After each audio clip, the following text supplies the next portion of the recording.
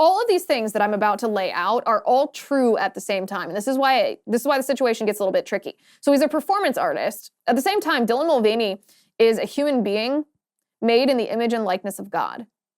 And as a human being made in the image and likeness of God, Dylan Mulvaney is worthy of dignity and respect, and his life has inherent value, and we should treat him as such. That's true at the same time. Dylan Mulvaney is also mentally ill. If you are a man and you feel that you are born into the wrong body and you feel that the only way that you can feel comfortable is to surgically mutilate your body and to dress as a girl, present yourself as a woman, that's a mental illness. That's a gender disorder that is to this day categorized as a psychiatric disorder. That's not my opinion. That's what the medical industry says. At the same time, as I said, all of these things are true at once. At the same time as being a performance artist, being a human made in God's image and likeness, being a person suffering from a mental illness, Dylan Mulvaney is being exploited.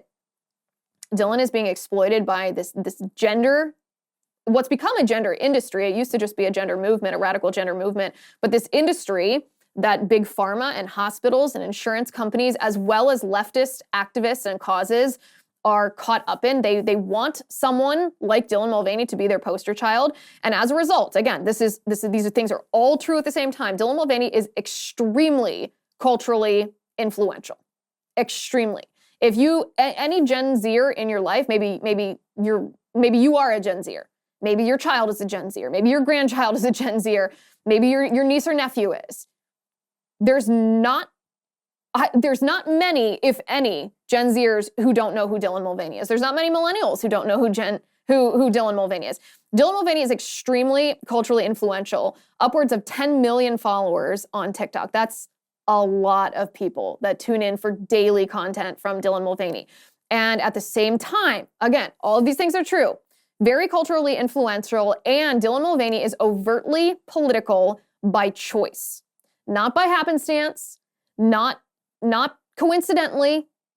Dylan Mulvaney is overtly political by choice and has weighed in at the highest levels of the United States federal government with the current president of the United States, Joe Biden, about one of the most controversial, if not the most controversial topic facing our culture today, and that would be transgender surgeries for children. Take a listen to this. Do you think states should have a right to ban gender-affirming health care? I don't think any state or anybody should have the right to do that. As a moral question and as a legal question. I just think it's wrong. Okay, so all of these things. Dylan Mulvaney is a performance artist. Dylan Mulvaney is a human made in the image and likeness of God, therefore deserving of dignity and respect. With inherent value, Dylan Mulvaney is mentally ill. Dylan Mulvaney is being exploited. Dylan Mulvaney is very culturally influential. And Dylan Mulvaney is overtly political by choice. All of those things are true at the same time, which brings us back to Matt Walsh. A lot of the people who are criticizing Matt Walsh's tone of voice are conflating the word nice with the word soft. They're conflating the word nice with the word kind. They're conflating the word nice with the word love.